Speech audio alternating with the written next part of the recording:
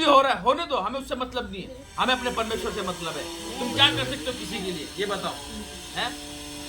हाँ, अगर कहीं एक्सीडेंट होता है एक बार जाके देख लो, कहीं अपना बंदा तो नहीं है, हैं? कोई लड़ाई झगड़ा अपना बंदा तो नहीं है। अगर, क्योंकि देखो आपकी बात को सिर्फ वही व्यक्ति समझेगा जो परमेश्वर में होगा, नहीं तो आज हर एक चौड़ा होकर खड़ा हुआ है। हालेलुया। पढ़ेंगे बच्चों। सावधान, कोई किसी से बुराई के बदले बुराई ना करे, पर सदा भलाई करने में तत्पर रहो। आपस में और सबसे भी भलाई ही की चेष्टा करो। सबसे भलाई की चेष्टा करो। सदा आनंदित रहो। कह रहा सदा आनंदित रहो। निरंतर प्रार्थना में लगे रहो। निरंतर प्रार्थना में लगे रहो। हर बात में धन्यवाद करो। देखो क्या कह रहा है, निरंतर प्रार्थना में लगे रहो। आज निरंतर क्या हो रही है, बोलो बुराइयां है। वो अपनी सास की कर रही है, वो अपनी जेठानी की कर रही है, वो अपने पति की कर रही है, वो लगी पड़ी है बुराइयां करने में, है? यहाँ परमेश्वर क्या कह रहा है, निरंतर प्रार्थना में लगे रहो। हर बात में धन्यवाद करो, क्योंकि तुम्हारे लिए मसीह यीशु में परमेश्वर की यही इच्छा है। प्रार्थना करते रहो, निरंतर प्रार्थना करते रहो। बुराई मत करो किसी की भी। अगर आप बुराई कर रहे हो तो छोड़ दो बुराई करना, मत करो किसी की बुराई। अगर आपको लगता है मेरे मुंह से कोई बुराई निकलने वाली है, उस व्यक्ति के पास से हट जाओ, वापिस आ जाओ। मत करो किसी की बुराई, क्योंकि बुराई करने से कुछ नहीं होगा, लेकिन प्रार्थना करने से पहाड़ टल जाते हैं। बुराई करने से कुछ नहीं होगा, लेकिन प्रार्थना करने से पहाड़ टल जाते हैं, पहाड़ मैदान हो जाते हैं यीशु नासरी के नाम से। तो हमारी प्रार्थना में सामर्थ होनी चाहिए। आज आपकी प्रार्थना में सामर्थ नहीं, लेकिन बुराई में बहुत सामर्थ हो रही है आपकी। ऐसी सामर्थ होती है कि घर के घर उजाड़ देती है वो। हालेलुया, है? मेरा बेटा ऐसा, मेरी बेटी ऐसी। पहले तो बच्चे को बिगाड़ दिया, अब कहते बेटा ऐसा हो गया। अरे वचन में लिखा, बच्चों को शिक्षा उसी मार्ग की तो जिस पर उसको चलना चाहिए। नजर रखो अपने बच्चों पर। वचन में लिखा कि बाप अगर बेटे पर छड़ी ना उठाए तो उसका वो बैरी हो जाता है वो। और बाप बेटे को मारने से मरेगा नहीं, परंतु अच्छी लाइफ को स्पेंड करेगा वो। अगर बाप अपने बेटे पर अगर छड़ी उठाएगा तो उससे वो मरेगा नहीं, अच्छी लाइफ को जिएगा वो। समझो उस चीज को। अपने परिवार को परमेश्वर के हाथ में सौंप के देखो तो सही। आज पूरी छूट दे रखी है बच्चों को। कोई क्या कर रहा, कोई क्या नहीं कर रहा, कुछ पता सता नहीं है। अरे गुद्दी पे लगाओ उसके, कहा प्रार्थना में बैठ। नहीं बैठ रहा, फिर भी बैठ प्रार्थना में। नहीं बैठ रहा, छोड़ दो उसके हाल पे, प्रार्थना करो उसके साथ, बोझ के साथ उसके लिए। आज परमेश्वर ने पूरा आपको व्यवस्था दे रखी है कि कैसे अपने परिवार को चलाना है, कैसे हमने अपने बच्चों को लेके साथ चलना है। सब बातें परमेश्वर ने वचन में समझा रखी है हमको। आज हम फिर भी वचन को पढ़ के भी अनजान बैठे हुए हैं। आज वचन पढ़ा हुआ है सेल्फ के अंदर, धूल मिट्टी खा रहा, पढ़ने का टाइम ही नहीं है। क्योंकि फोन हमारे हाथ के अंदर होता है, स्क्रॉल पे स्क्रॉल करे चले जाते हैं, करे चले जाते हैं, करे चले जाते हैं, करे चले जाते हैं। और वचन वहीं पड़ा रहता है। हालेलुया।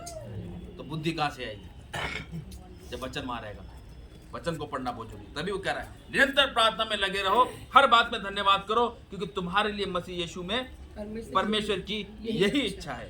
आत्माओं को ना बुझाओ, भविष्यवाणी को तुच्छ ना जानो, सब बातों को परखो। कह रहा सब बातों को परखो, जो अच्छी है उसे पकड़े रहो।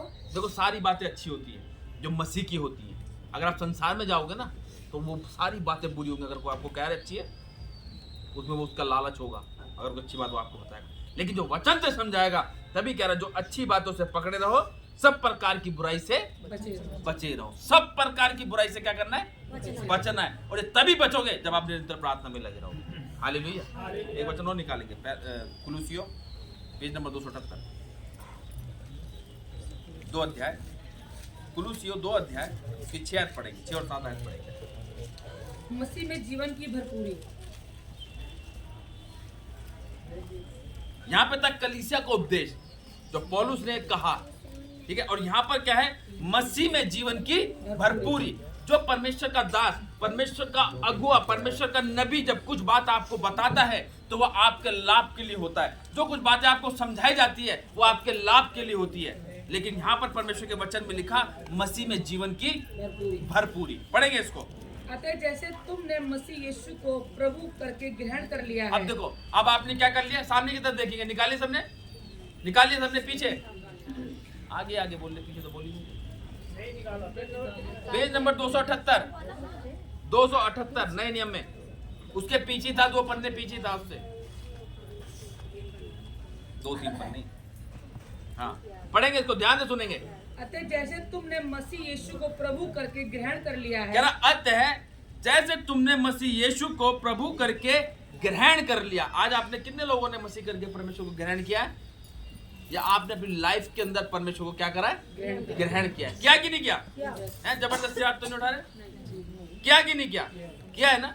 और वैसे ही उसी में चलते रहो। कह रहा वैसे ही उसी में चलते रहो, क्योंकि मसीह का जैसा स्वभाव था वैसा अब तुम्हारा भी होना चाहिए। ध्यान रखना इस बात को। और उसी में जड़ पकड़ते, कह रहा उसी में जड़ पकड़ते और बढ़ते और जाओ। बढ़ते जाओ। और जैसे तुम सिखाए गए हो, कह रहा जैसे तुम सिखाए गए हो, वैसे ही विश्वास में दृढ़ होते जाओ। कह रहा वैसे ही विश्वास में दृढ़ होते जाओ, और अधिक अधिक धन्यवाद करते रहो। और अधिक से अधिक परमेश्वर का क्या करो, धन्यवाद करो। हर बात में परमेश्वर का धन्यवाद करना है, हर बात में उसका धन्यवाद करना। सोते उठते चलते फिरते परमेश्वर का क्या करना है, धन्यवाद देना है, क्योंकि परमेश्वर क्या है, बोलो धन्यवाद के योग्य परमेश्वर है वो, है ना। अगर आप धन्यवाद दोगे तो परमेश्वर खुश होता है इस चीज के लिए। आज ये नहीं कि आपके पास सब कुछ आ रहा तो परमेश्वर तेरा धन्यवाद, और कल को कुछ नहीं आ रहा मुंह फुला के बैठ गए, तब भी बोलो परमेश्वर तेरा धन्यवाद,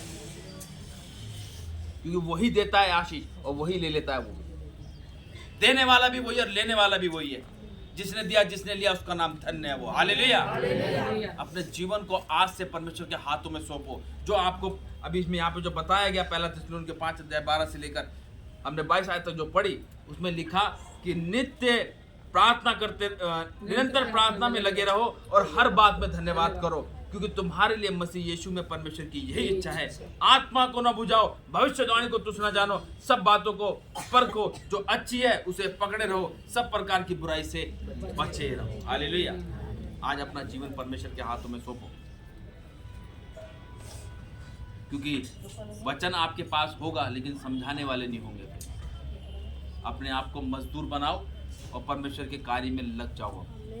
अगर आप एक अच्छी लाइफ जीना चाहते हैं परमेश्वर के अंदर, तो जो जो बातें आपको बताई है उसमें लगे रहो। Hallelujah, hallelujah, hallelujah, hallelujah. परमेश्वर का धन्यवाद करते हैं। सुंदर